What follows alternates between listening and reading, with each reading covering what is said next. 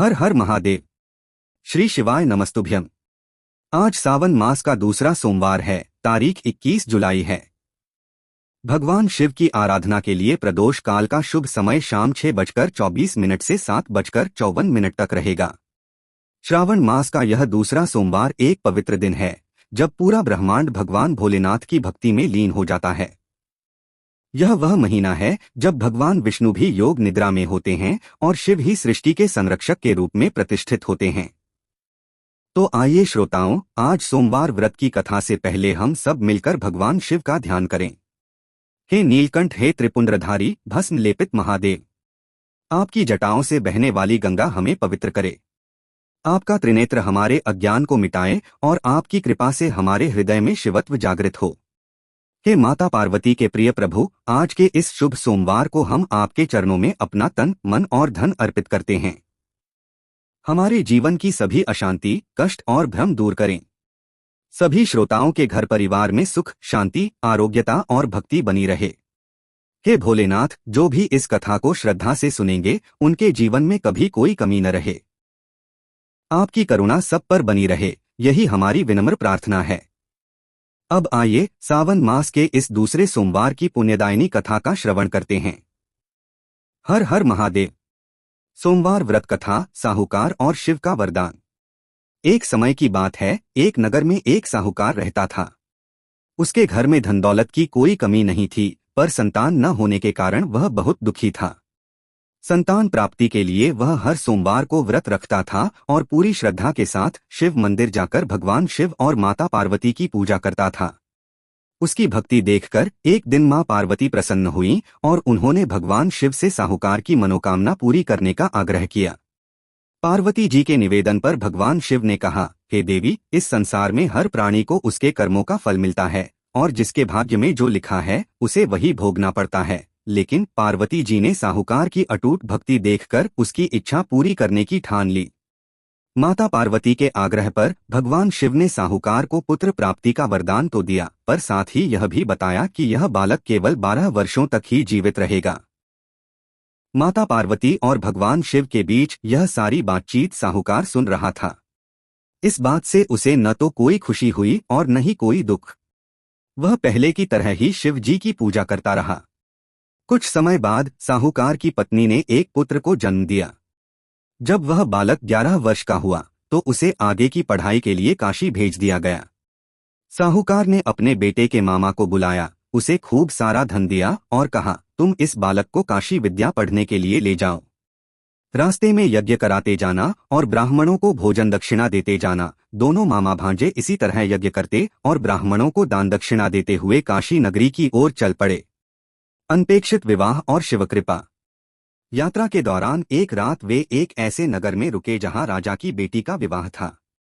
लेकिन जिस राजकुमार से उसका विवाह होने वाला था वह एक आंख से काना था।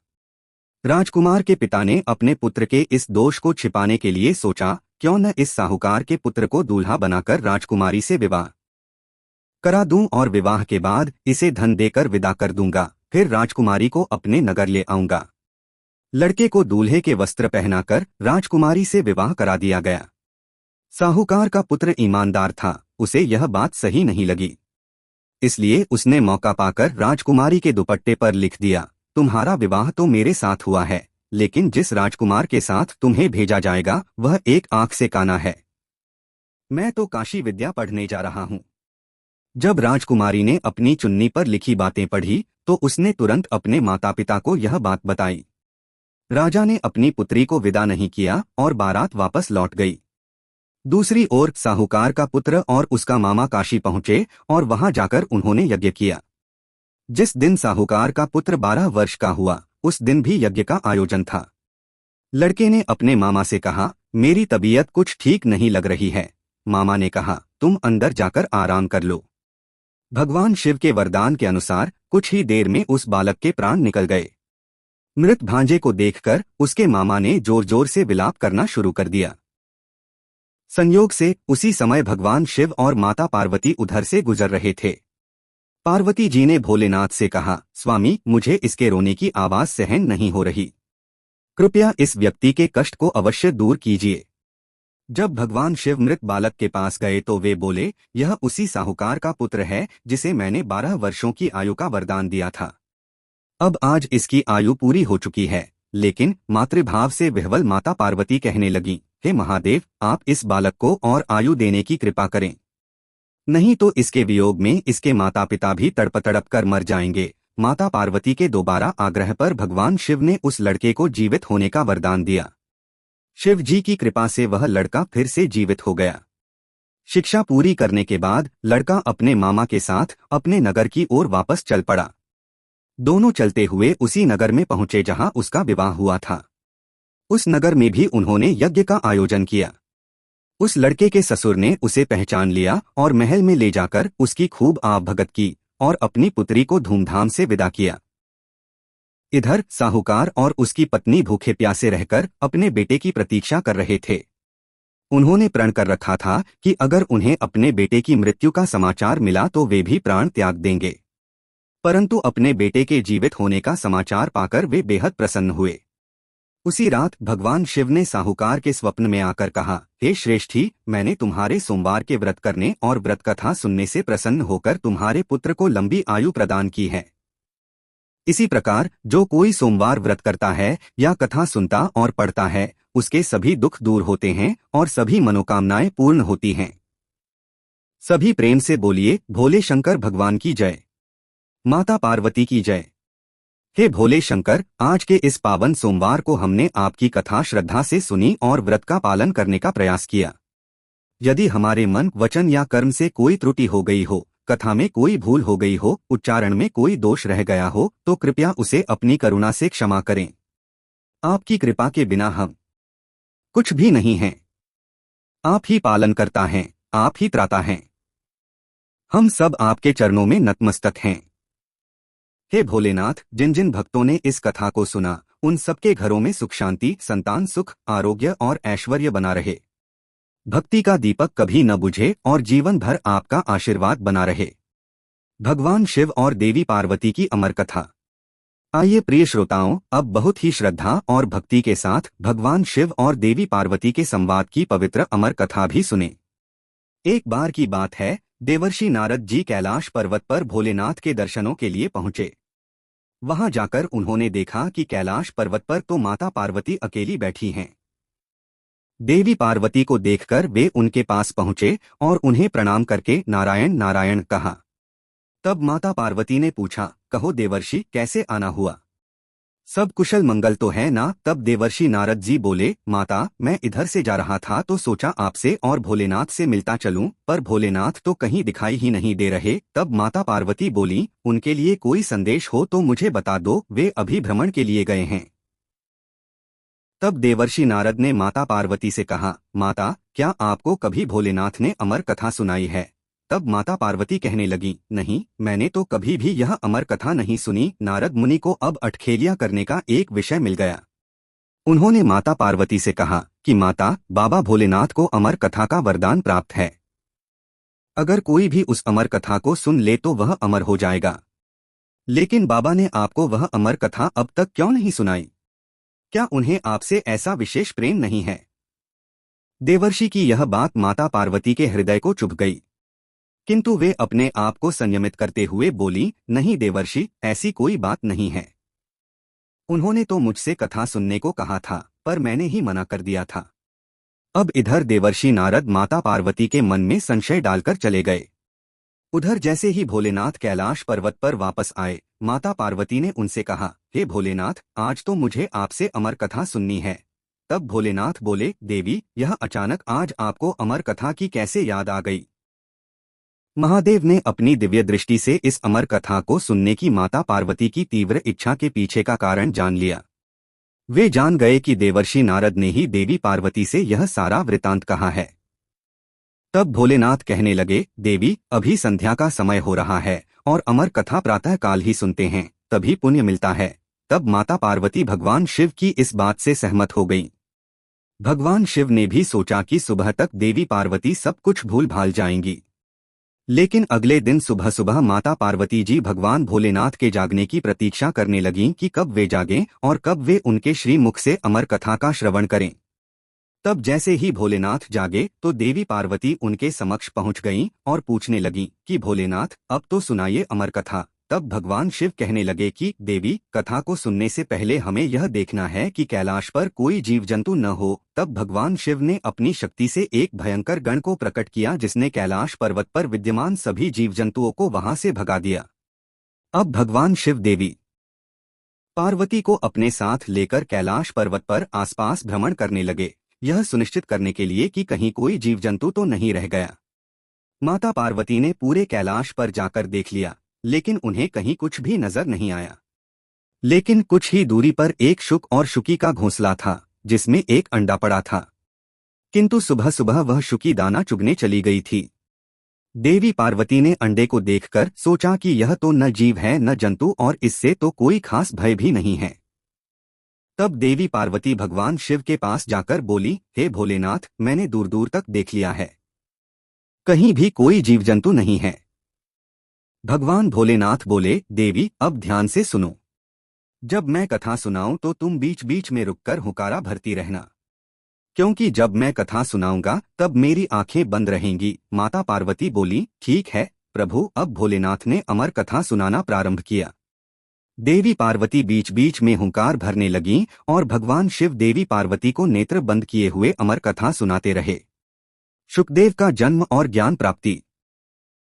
इसी बीच वह शुकी का अंडा फूटकर उसमें से बच्चा बाहर आ गया और वह भी कथा सुनने लगा। इधर कथा सुनते सुनते देवी पार्वती को बीच में ही झपकी आ गई।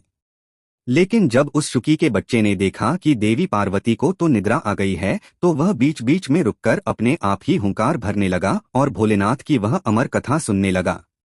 जब अमर कथा समाप्त होने लगी तभी देवी पार्वती की निद्रा टूट गई और वह पूछने लगी कि फिर क्या हुआ था भगवान। तब भगवान शिव कहने लगे, देवी कथा तो पूरी हो गई। तब पार्वती जी ने कहा, लेकिन प्रभु मुझे तो बीच में ही नींद आ गई थी। भगवान शिव बोले, अगर तुम्हें नींद आ गई थी तो फिर यह कथा कौन सुन रहा था और बीच बीच में हुंकार कौन भर रहा था। तभी उनकी दृष्टि पड़ी उस नन्हे शुक पर जो कथा सुनकर हुंकार भरता रहा था।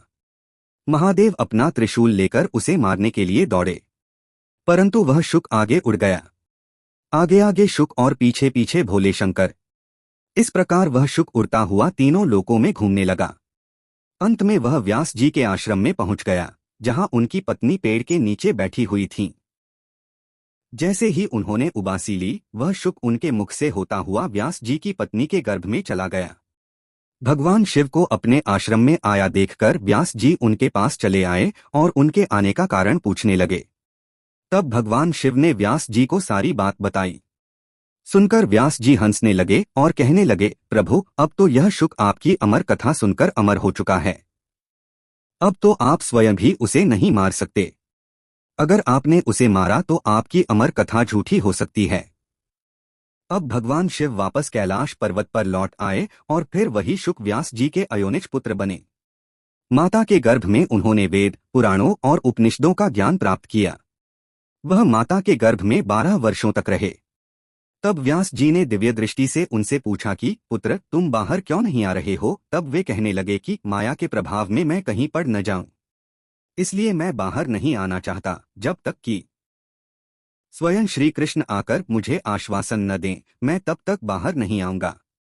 तब देवर्षि नारद जी के कहने पर भगवान श्री कृष्ण ने आकर उन्हें स्वयं आश्वासन दिया कि तुम्हें जन्म लेने के बाद भी मोह माया स्पर्श नहीं कर पाएगी। तब सुखदेव जी माता के गर्भ से बाहर आए और उन्होंने पिता से भागवत का पूरा ज्ञान प्राप्त किया। तो यह थी भगवान शिव की अमर कथा जो उन्होंने देवी पार्वती को सुनाई थी, जिसे एक शुक ने आत्मसात किया और वह अमर हो गया। बाद में यही शुक सुखदेव जी के नाम से प्रसिद्ध हुए, जिन्होंने समय समय पर शुक आदि 88,000 ऋषियों को भागवत कथा सहित अन्य कथाओं का श्रवण कराया और उन्हें मोक्ष प्राप्ति का उपदेश दिया। सभी प्रेम से बोलिए, पार्वती पते हर हर महादेव। जय गणेश गिरजा सुवन मंगल मूल सुजान, कहत अयोध्या दास तुम देहु अभय वरदान। जय गिरिजापति दीन दयाला, सदा करत संतन प्रतिपाला। भाल चंद्रमा सोहत नीके, कानन कुंडल नाग नाग फनी के। अंग गौर सिर गंग बहाए, मुंड माल तन क्षार लगाए। वस्त्र खाल बाघंबर सोहे, छवि को देख नाग मन मोहे। मैना मातु की हवे दुलारी, बाम अंग सोहत छवि न्यारी। कर त्रिशूल सोहत छवि भारी, करत सदादा शत्रु क्षयकारी। नंदी गणेश सोहे तह कैसे, सागर मध्य कमल है जैसे।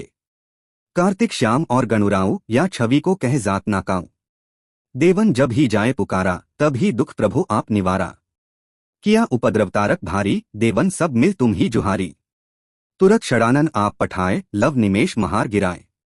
आप जलंधर असुर संहारा, सुयश तुम्हार विदित संसारा। त्रिपुरासुर सन युद्ध मचाई, सभा कृपा कर लीन बचाई। किया तप भगीरथ भारी, पूरब प्रतिज्ञाता सुपुरारी। दानिन मह तुम समकोना, सेवक स्तुति करत सदाही। वेद नाम महिमा तब गाई, अकथ अनादि भेद नहीं पाई। प्रकटी उद्धि मंथन में ज्वाला, जरत सुरासुर भय विहाला। ला की नहीं दया तह करी सहाई, नीलकंठ तब नाम कहाई। पूजन रामचंद्र जब कीन्हा, जीत के लंक विभीषण दीन्ना। सहस कमल में हो रहे धारी, कीन परीक्षा तबह पुरारी। एक कमल प्रभु राखे उजई, कमल नयन पूजन चह सोई। कठिन भक्ति देखी प्रभु शंकर, भय प्रसन्न दिए इच्छित वर। जय जय जय अनंत अविनाशी, करत कृपा सबके घटवासी। दुष्ट सकल नित मोहि सतावे, भ्रमत रहो मोहि चैन न आवे। त्राहि त्राहि में नाथ पुकारो, यही अवसर सर मोहि आन उबारो। ले त्रिशूल शत्रुन को मारो, संकट से मोहि आन उबारो। मात पिता भ्राता सब होई, संकट में पूछत नहीं कोई। स्वामी एक है आस तुम्हारी, आए हरहु मम संकट भारी। धन निर्धन को देत सदा ही, जो कोई जांचे सो फल पाही। अस्तुति के विधि करे तुम्हारी, शंभु नाथ अब चूक हमारी।